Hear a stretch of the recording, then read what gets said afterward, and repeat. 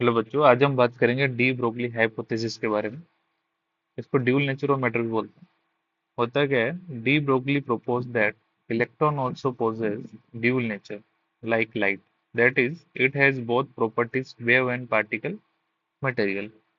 This dual nature concept of matter has evolved a wave mechanical theory of atoms according to which electron, protons and even atoms possess wave properties when moving.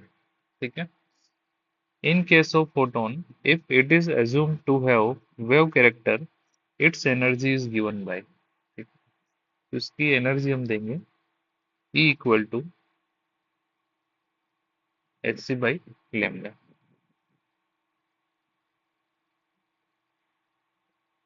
ठीक, ये है इसके according according to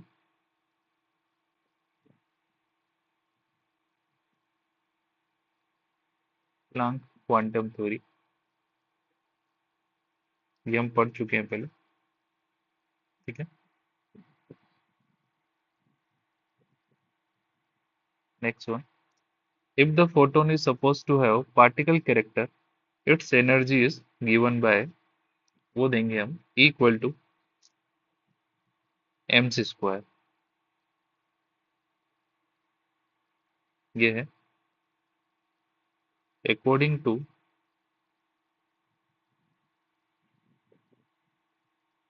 Einstein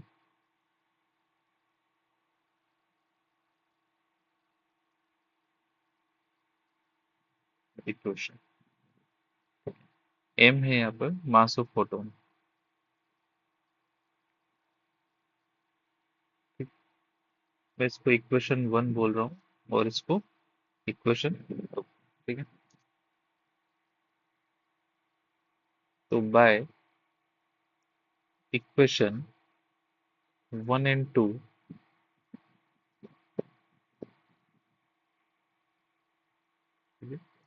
हो जाएगा। दोनों energy है तो h c by lambda equal to m c square.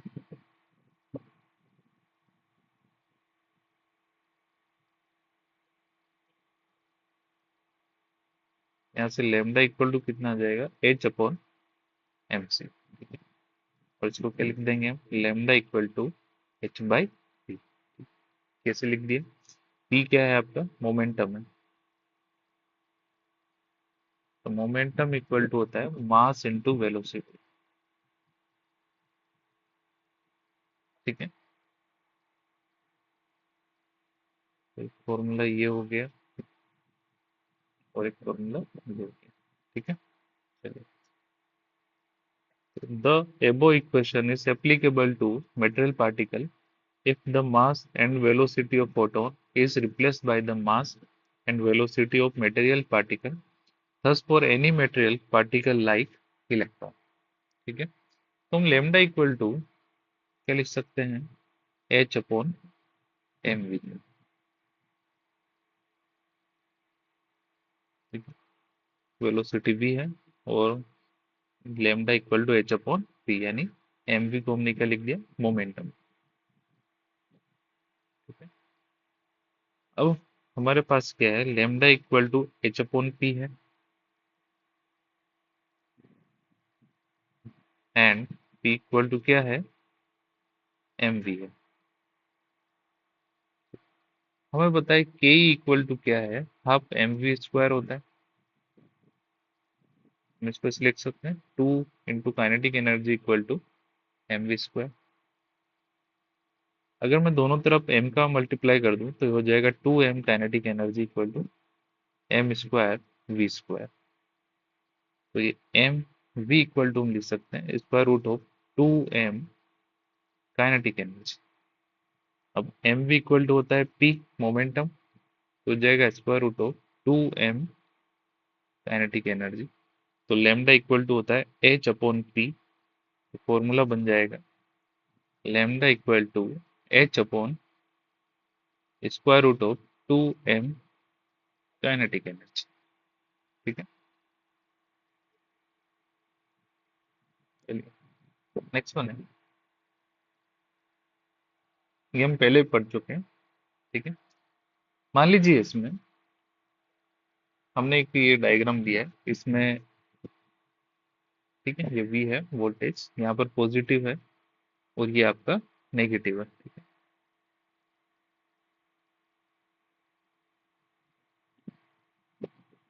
Positive और नेगेटिव। मान लीजिए ये बाहर एक इलेक्ट्रॉन है, ठीक है।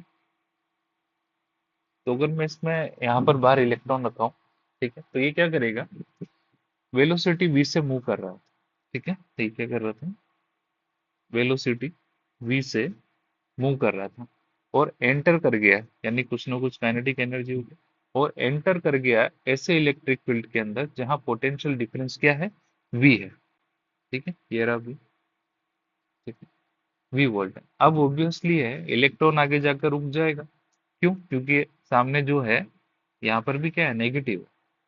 So kinetic energy is converted into potential energy, यानी इलेक्ट्रॉन कहाँ आके रुक गया, यहाँ पर, यानी इसकी जो काइनेटिक एनर्जी थी वो किस में कन्वर्ट हो गई, पोटेंशियल एनर्जी में।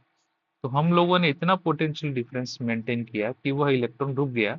उस पोटेंशियल डिफरेंस को क्या बोलते हैं, स्टॉपिंग पोटेंशियल बोलते हैं, ठीक है। ये हम पहले भी पढ़ चुके हैं। तो हम क्या लिख सकते हैं, देन काइनेटिक एनर्जी जो है वो किस में कन्वर्ट हो गई, पोटेंशियल एनर्जी में, ठीक। तो kinetic energy equal to potential energy कितना होगा, 2 QV। इसी को हम क्या लिखते हैं, kinetic energy equal to EV।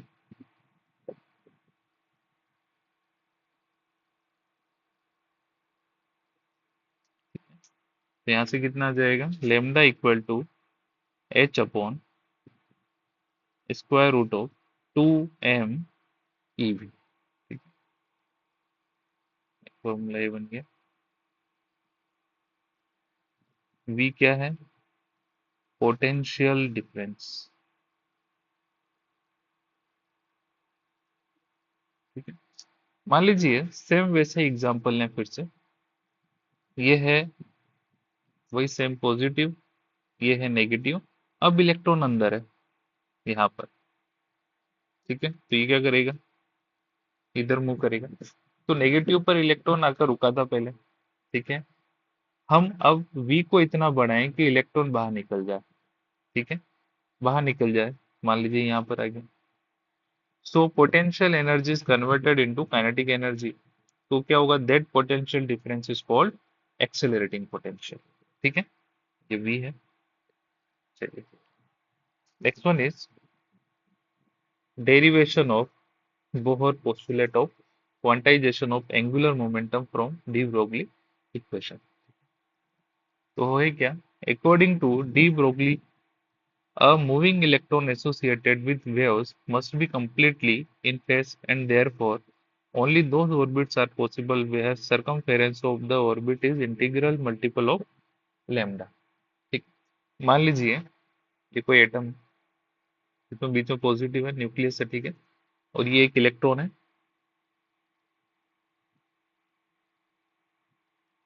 ठीक है। ये यहाँ पर एक इलेक्ट्रॉन है, ठीक है, जिसका मास m है और ये मूव कर रहा है v वेलोसिटी से।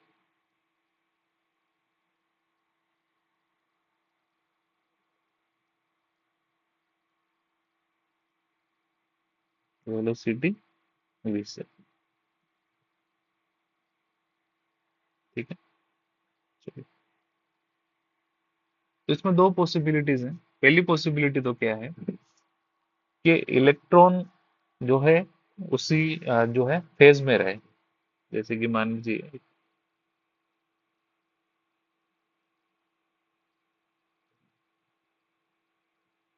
इस तरीके से,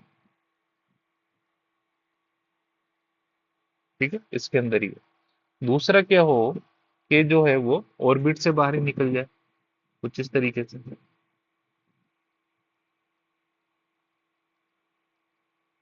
इस तरीके से ही क्या हो, बाहर निकल गया। तो पहली कंडीशन तो क्या है, वेव इज इन फेज। दूसरा क्या है,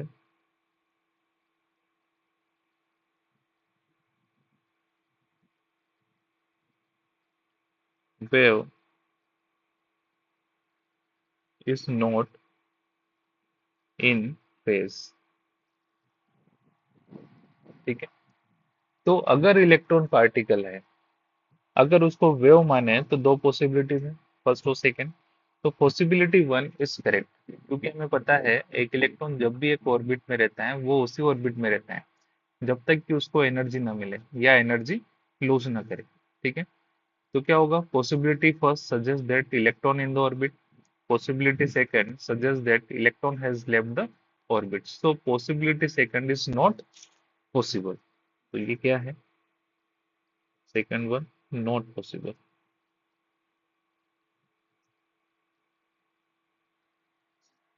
ठीक है, चलिए। इफ, अच्छा इसमें एक ये जो डिस्टेंस है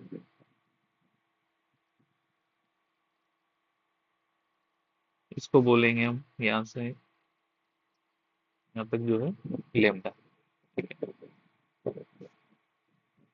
तो अगर मैं लिखूं if distance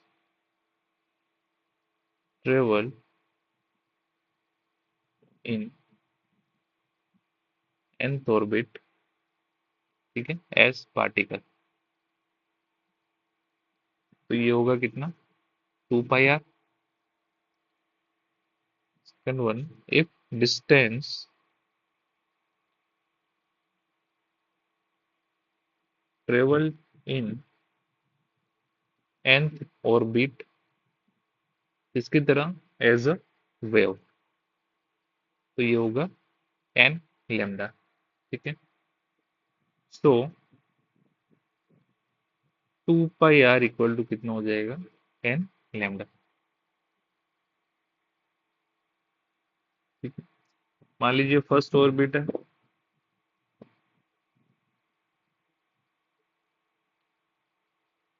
first orbit gets covered bye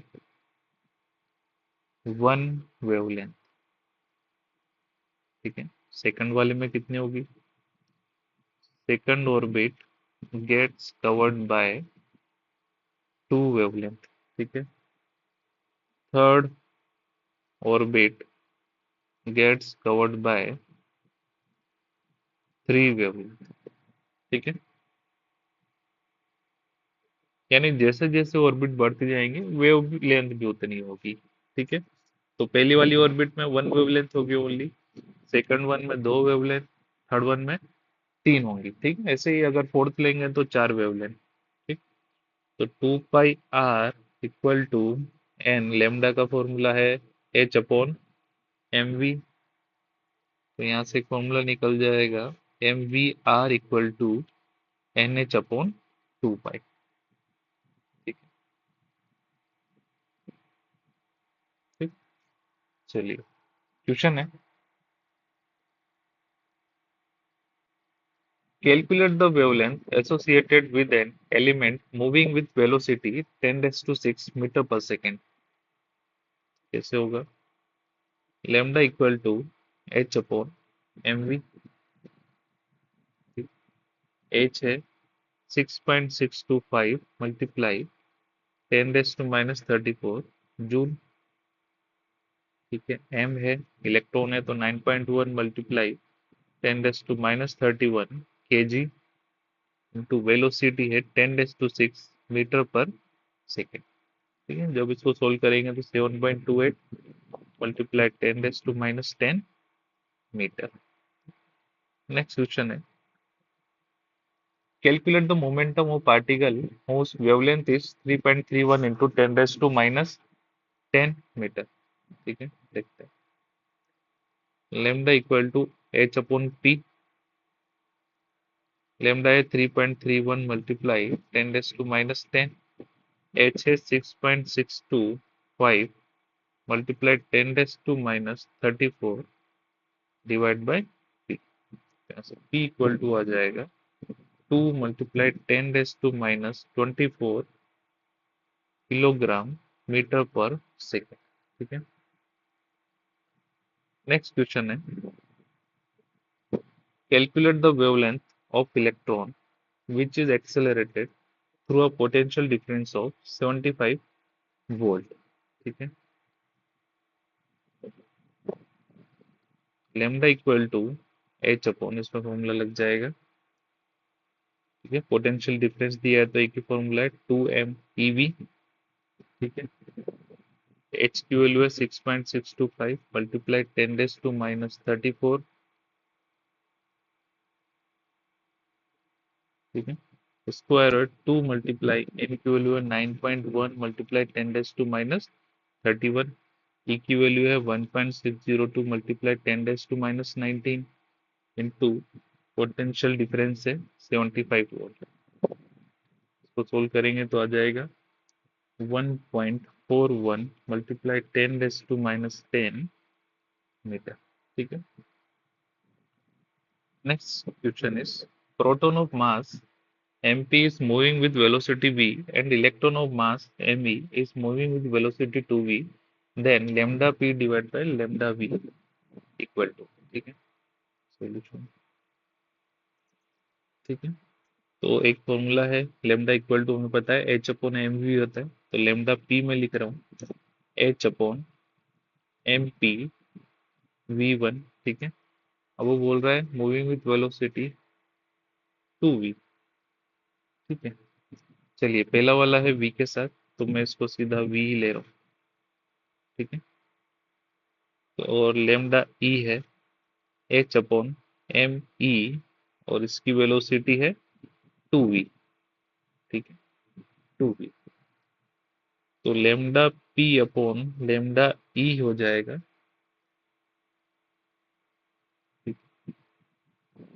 2m e divide by m p. ठीक है, एम ई की वैल्यू पता है 9.1 मल्टीप्लाई 10⁻31 kg।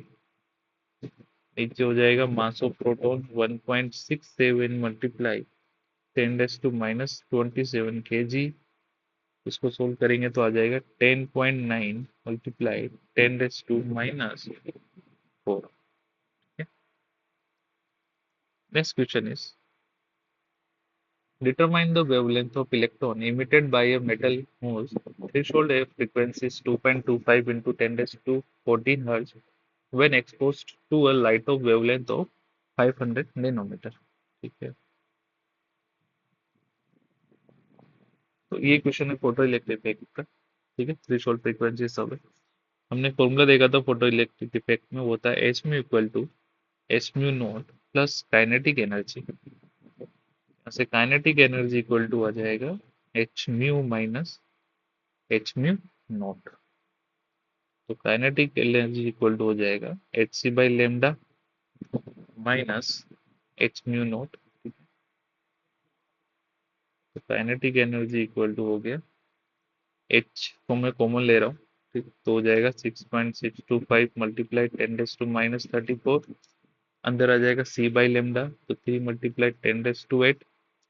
लेमडा है हमारे पास 500 नैनोमीटर, तो 500 मल्टीप्लाई 10⁻⁻9 माइनस म्यू नोट, यानी थ्रेशोल्ड फ्रीक्वेंसी कितनी है 2.25 मल्टीप्लाई 10⁻14। ठीक, तो यहाँ से काइनेटिक एनर्जी आ जाएगा 24.84 मल्टीप्लाई 10⁻⁻20 जूल। हमें निकालना है क्या वेवलेंथ।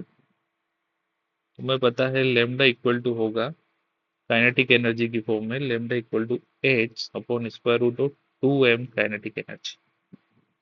तो एच है हमारे पास 6.625 multiply 10⁻34 divide by 2 multiply m की वैल्यू है 9.1 multiply 10⁻31 kg multiply kinetic energy है 24.84 मल्टीप्लाई 10⁻20। ठीक है, इसको सोल्व करेंगे तो 98.53 मल्टीप्लाई 10⁻11 मीटर। ठीक, आई होप आपको समझ में आया होगा। मिलते हैं नेक्स्ट क्लास में। Thank you.